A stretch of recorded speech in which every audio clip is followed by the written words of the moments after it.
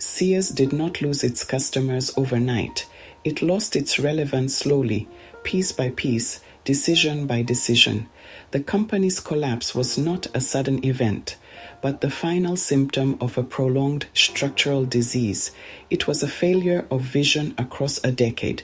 Many point to the rise of e-commerce or big box retailers, but the truth is more clinical. Sears didn't fail because it lacked customers or a powerful brand history. It failed because it fundamentally misread risk, choosing the predictable comfort of financial extraction over the difficult work of strategic reinvention. This is a structural autopsy of that failure. Today, we will break down the exact risk signals that Sears leadership ignored, providing a clear framework to help you avoid the same devastating mistakes. We will evaluate this historic collapse not through the lens of retail trends, but through a specific analytical model, the Structural Decay Index. To understand the magnitude of Sears's failure, you must first grasp the scale of its dominance. For most of the 20th century, Sears was not just a retailer, it was an institution woven into the fabric of American life. The Sears Tower in Chicago, once the tallest building in the world, was a testament to its corporate might. Sears was Amazon before Amazon existed, a logistical and operational powerhouse that connected every corner of the country to a centralized commercial hub. It was, by every measure, too big to fail. We are evaluating this collapse across three structural dimensions. The index is composed of three interconnected measures.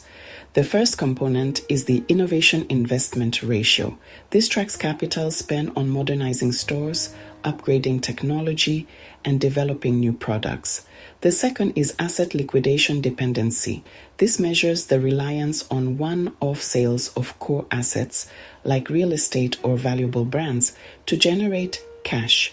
The final component is the brand relevance score, a measure of a brand's standing in the minds of consumers, tracking loyalty, sentiment, and pricing power. These three measures create a reinforcing feedback loop. This is precisely the downward spiral that trapped Sears. The first and most critical dimension of Sears' structural decay was its growing dependency on asset liquidation. Evidence is overwhelming. Starting in the mid-2000s, Sears began massive asset sales, spinning off properties and selling iconic brands like Craftsman. The ignored signal was the trend. Income from sustainable retail operations was plummeting, while income from one-off asset sales became a regular survival tool. That should have been a screaming alarm. The structural consequence, a fatal feedback loop. Each asset sale weakened the company's operational foundation, which created the need for more cash and more asset sales. The second dimension is innovation underfunding. The evidence is stark and visible to anyone who walked into a Sears store in its final decade.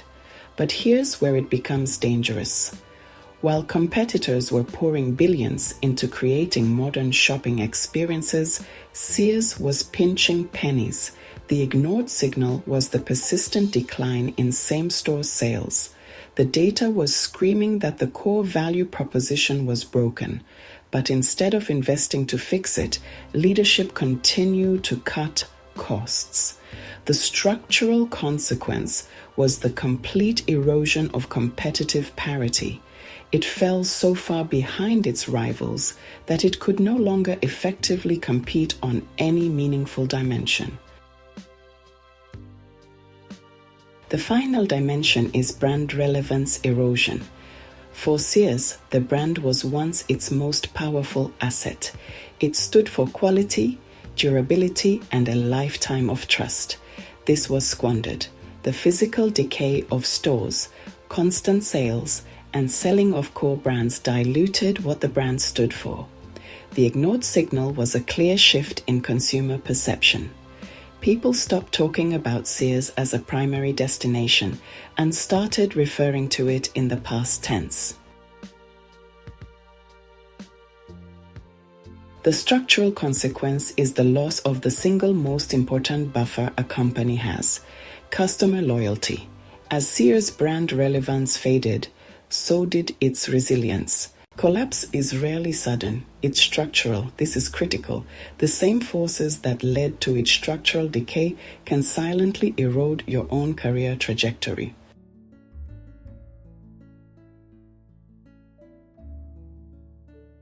Now measure your reinvestment ratio. This is your personal diagnostic tool. If you're consuming 95% of earnings and reinvesting little, decline compounds quietly. To stabilize, first, allocate 10% of income toward future-proof assets. This is your personal R&D budget for skill or asset development. Second, reduce lifestyle leakage.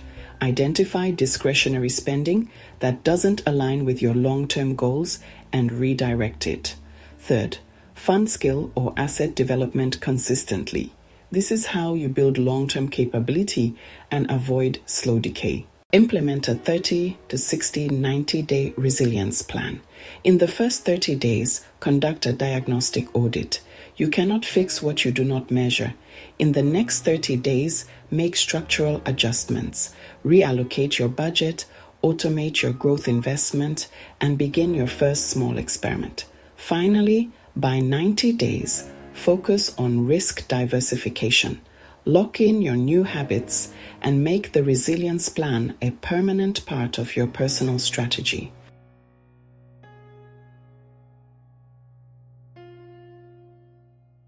Under investment compounds decline, Sears made its choice. Now you must make yours.